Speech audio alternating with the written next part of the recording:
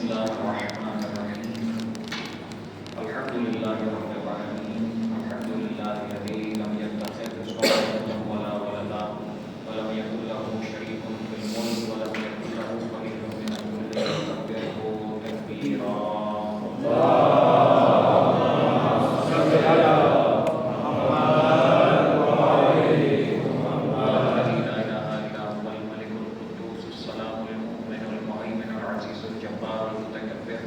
سبحان الله عما يشركون هو الله الخالق البارئ المصور له الاسماء الحسنى يسبح له ما في السماوات والارض وهو العزيز الحكيم والصلاه والسلام على اشرف الانبياء والمرسلين سيدنا ونبينا ومولانا ابي القاسم محمد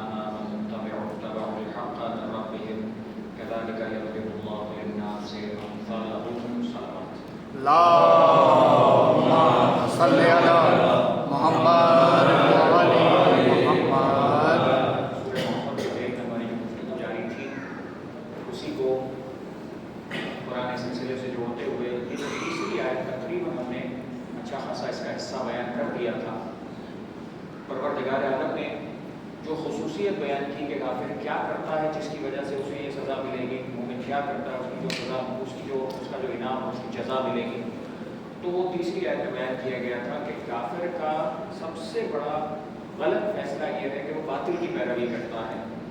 مومن کا، صاحب ایمان کا سب سے اہم ترین فیصلہ یہ ہے کہ وہ حق کی اتباع کرتا ہے.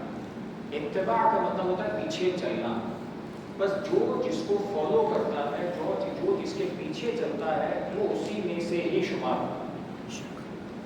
تو یہ جو امپورٹنس رکھتا ہے، یہ کئی احادیث میں آپ کو ملے گا اور کئی روایات کے اندر آپ کو یہ نظر آئے گا کہ یہ چیز چاہے آپ کسی بھی اعتبار سے کہیں، ٹرینڈس فالوئنگ کہیں، میں نے سوشل مثالیں دی آپ کو، دیگر بہت ساری باتوں پہ ہو سکتا ہے کہ آپ کس کے پیچھے چل رہے ہیں، کون آپ کے آگے ہے کہ جس کو آپ پیروی کرتے ہوئے چل رہے ہیں، یعنی کس کی محبت دل میں بس رہی ہے. ایک اور چیز آپ کو یاد دلاؤں، یقیناً آپ نے کئی مرتبہ وہ حدیث سنی ہوگی ریان ابن شبیب کی، جو کہ ایام اذان کے بالکل آغاز میں جب ریان ابن شبیب مولا امام علی ابن موسیٰ رضا علیہ السلام کی خدمت میں آیا، اللہم صلی علی محمد وعلی محمد، تو مولا نے جو محرم سے متعلق، ہزار سے متعلق، مصائب سے متعلق جو جملے ارشاد فرمائے، آخری میں مولا نے جملہ کہا. جب آخری ایک جملہ تھا مولا کا، اس کے اندر ابتدا اس کی یہ تھی کہ جو ہم سے محبت کرتا ہے وہ کیا کرتا ہے، جو ہم سے ہمارا والا ہے وہ ہماری خوشی میں خوش ہوتا ہے، ہمارے غم میں غمگین ہو جاتا ہے.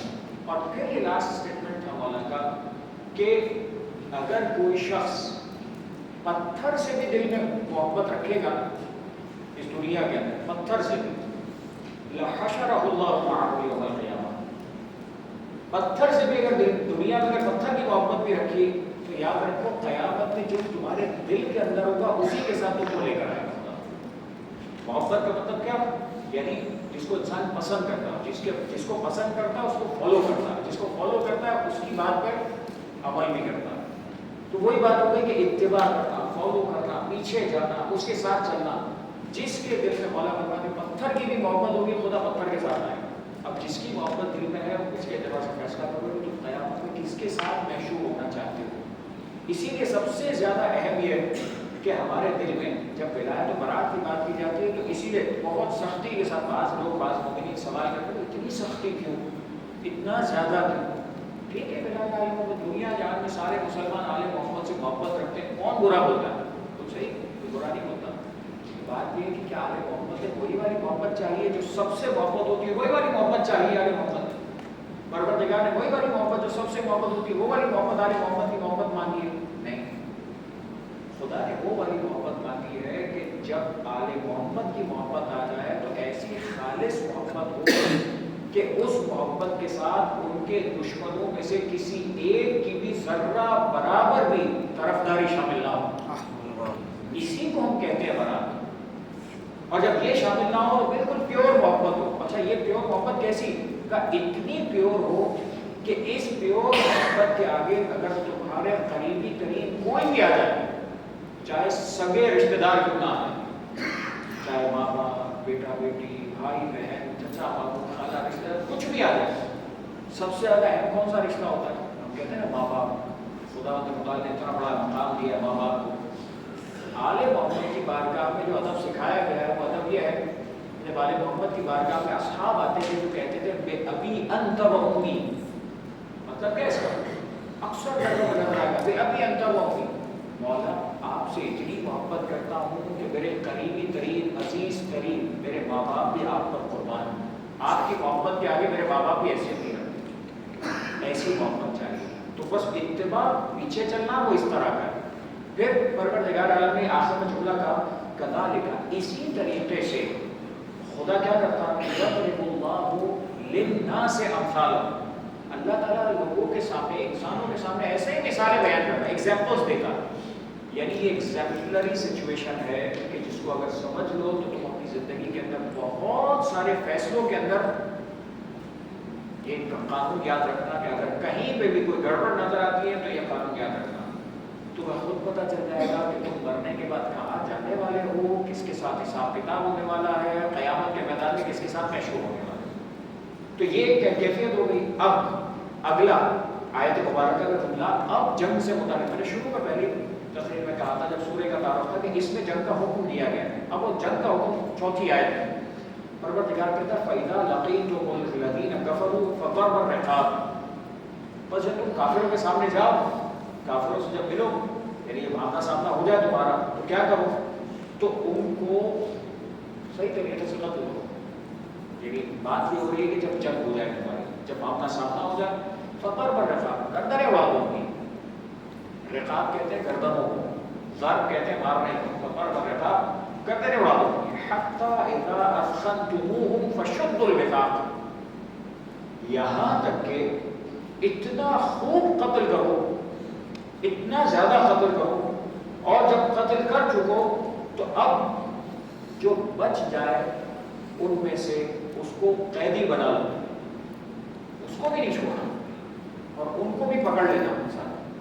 پھر پروردگار فَإِمَّا مَنًّا بَعْدُ وَإِمَّا فِدَاءً حَتَّى تَضَعَ الْحَرْبُ أَوْزَارَهَا، پھر کیا کرو؟ فرمایا اس کے بعد یا تو احسان کرو، کوئی قیدی ایسا ہو کہ جس کو آزاد کرنے کا فائدہ ہو تو تمہاری مرضی احسان کرو، آزاد کر دو، ورنہ ایک تو ہو گیا مَنًّا بَعْدُ وَإِمَّا فِدَاءً، دوسرا فدیہ دو، قیدی چھوڑیں گے اتنا پیسہ نکالو، یہ تمہارا قیدی ہے، اتنا مال نکالو، یہ چیز دو تو تمہارا قیدی چھوڑیں گے، ان کا نہیں چھوڑیں گے، فدیہ لے کر چھوڑو، یہاں تک کہ یہ لڑائی، یہ جنگ خاموش ہو جائے، تھم جائے، یہ لڑائی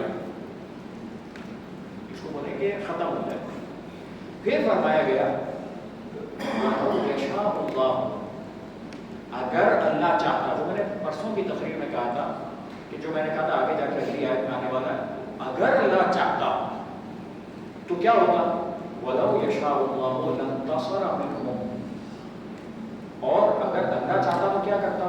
ان سے خود انتقام لے سکتا تھا اللہ، وہ اللہ کا ہی دشمن تھا، میں اس سے کیوں لڑ رہا ہوں؟ مسلمان اس سے کیوں لڑ رہا ہے؟ اللہ کا دشمن ہے اس لیے لڑ رہا ہوں، تو وہ تو اللہ کا دشمن تھا، تو جب اللہ مجھے حکم دے رہا ہے کہ تلوار اٹھا کے جاؤ، کیا اللہ محتاج ہے کہ میں تلوار اٹھا کے ماروں گا تو وہ مرے گا نہیں تو نہیں مرے گا؟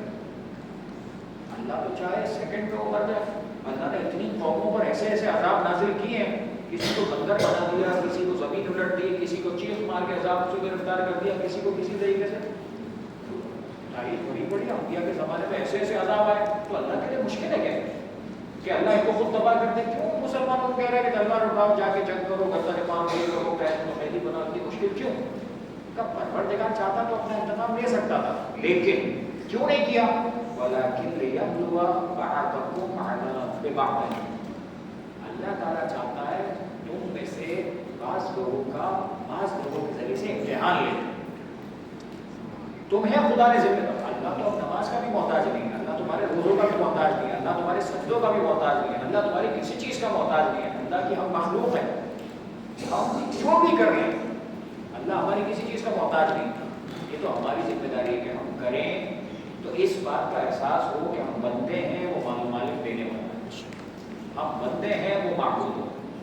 ہم خدا کے حکم کے پابند ہیں, وہ حکم دینے والا. تو یہ احساس پروردگار کہتا ہے تاکہ ہم امتحان لیں, آزمائش لیں, بلا میں ڈالیں. بلا یعنی ابتلا, آزمائش میں ڈالیں. تم میں سے بعض کو بعض کے ساتھ ہم حکم دیتے ہیں, تمہارے جیسے انسانوں, تمہارے میرے اللہ کے دشمنوں کے خلاف تلوار اٹھا سکتے ہو کہ نہیں؟ تلوار سے مار سکتے ہو کہ نہیں؟ خدا امتحان لیتا. پھر فرمایا وَالَّذِينَ قُتِلُوا فِي سَبِيلِ اللَّهِ, وہ لوگ کہ جو سبیل پروردگار اللہ کی راہ میں قتل کر دیے گئے, ان کا کیا ہوگا؟ ظاہر ہے جب لڑنے کے لیے جائے گا تو ضروری تھوڑی ہے کہ ہر بندہ دوسرے قاتل دوسرے یعنی کافر کو مار کے ہی آئے گا. جب وہ مارنے جائیں گے تو مسلمان بھی تو مریں گے نا. ان کا کیا ہوگا؟ پروردگار کہتا ہے وَالَّذِينَ قُتِلُوا فِي سَبِيلِ اللَّهِ, جو اللہ کی راہ میں مارا گیا ان کے لیے خدا کا فیصلہ ہے فَلَن يُضِلَّ أَعْمَالَهُمْ, خدا ان کے اعمال کو برباد ہونے نہیں دے گا. خدا ان کو تباہ ہونے نہیں دے گا. یعنی یہ مت سمجھنا کہ فرض کر لو تم وہاں گئے, مسلمانوں اور کافروں کے درمیان جنگ ہوئی, مسلمانوں کو نقصان اٹھانا پڑا, مسلمانوں کے لوگ شہید ہوئے, مطلب یہ نہیں کہ بیچارے یہ تو گئے, اب ان کا کیا نہیں, یہ اللہ کی راہ میں مارے گئے. جب اللہ کی راہ میں مارے گئے تو ان کا اعمال نامہ, ان کا جتنا فیل تھا, ان کی جتنی زندگی تھی, ان کا جتنا اعمال تھا, پروردگار اس کو ضائع نہیں ہونے دے گا. خدا اپنے متعلق اس کے بدلے کیا عطا کرے گا؟ اگلی سَيَهْدِيهِمْ وَيُصْلِحُ بَالَهُمْ, پروردگار انہیں جنت کی طرف راستہ دے گا, اور وَيُصْلِحُ بَالَهُمْ, اور ان کے امور کو سیٹ کر دے گا, ان کی کاموں کو سیٹ کر دے گا, اور وَيُدْخِلُهُمْ الْجَنَّةَ عَرَّفَهَا لَهُمْ, اور ان کو پروردگار اس جنت میں لے جائے گا کہ جس جنت کی پہچان, جس جنت کی معرفت ان کو پہلے سے کرا دی گئی. تو یہ پروردگار کا فیصلہ ہے کہ دنیا کے آزمائش اور امتحان کے بعد یہ ساری کیفیتیں ہمیں والی ہیں. بس ایک چیز کی وضاحت کر دوں, باقی انشاءاللہ کل آگے بڑھیں. صلوات پڑھیے محمد اللهم صل على محمد وآل محمد. یہاں پہ اسخنتموہ کا لفظ آیا تھا, اس کے معنی جو ذکر کیے گئے وہ اس طرح کے ہیں کہ کسی چیز کو جب بات ختم کہتے ہیں کہ کوئی چیز پکا رہے ہوتے ہیں تو اتنا پکاتے ہیں گاڑھا ہو جائے, تو یہ گاڑھا ہو جانے کو کہتے ہیں اسخان. یہ جو اسخانہ کا لفظ آیا اس کے متعلق جملہ ہے کہ اگر یہ عربی کے اندر استعمال ہوتا ہے اسخنتموہ ضربا, کہ اگر اس کو مارنے سے متعلق اسخنتموہ ضربا استعمال ہو, اس کے کیا معنی ہوں گے؟ تو معنی یہ تھا کہ اتنا کسی کو پیٹنا, اتنا کسی کو مارنا کہ وہ ہل بھی نہ سکے, اس طرح کے معنی میں اسخانہ استعمال ہوتا ہے. اور جب یہاں استعمال ہوا تو کیا پروردگار نے کیا کہا کہ تم قتل کرو. صرف ایسا نہیں کہ فارمیلٹی کے لیے بس جنگ کر رہی تو کر گئی, فارمیلٹی نہیں, اتنا قتل کرو, خوب مارو, اس لیے کہ یہ خدا کا دشمن ہے. جب جنگ کے لیے آ گیا ہے تو اب پروردگار اپنے والوں کو حکم دے گا کہ اب ان کو چھوڑنے کا نہیں, اب ان کو پروردگار معاف نہیں کرنے والا. پھر کیا حکم ہوگا؟ پھر جو قیدی کی بات ہے اس کے اندر کچھ باتیں ہیں کہ اسلام اگر جب کافر کے ساتھ لڑتا ہے اور جب کافروں کے ساتھ جنگ ہوتی ہے تو کس کیفیت میں جنگ ہوتی ہے, اور اس جنگ کے اندر کس قانون کے تحت پروردگار عالم نے اس جنگ کے اینڈ کا, اس جنگ کے نپٹانے کا حکم دیا, وہ انشاءاللہ کل تھوڑی تفصیل کے ساتھ آپ کے سامنے بیان کی جائے گا. وآخر دعوانا ان الحمدللہ رب العالمین. پروردگار عالم سے دعا کرتے ہیں کہ مالک ہم سب کو دین اہل بیت کو سیکھنے, سمجھنے اور اس پر عمل کرنے کی توفیق عطا فرما. پروردگار سرکار حجت کے لوگوں کا حاجی عطا فرما, سب کو کیا علامات صاحب برقرار فرما.